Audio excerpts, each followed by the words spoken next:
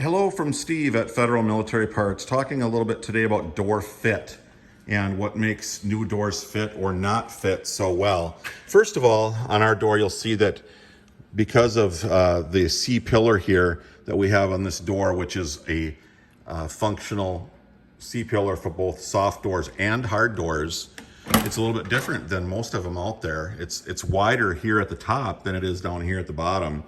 So that is why this door fits. If you had a C-pillar for a canvas top, you would have a gap in here. And so when you get the right C-pillar, it addresses that issue.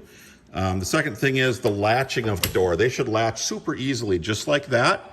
And what typically makes that work is having two of these spacers behind the latch mechanism. So we do sell these on federalmilitaryparts.com. Two of those instead of just one, and they'll fit nice and tight. Thank you.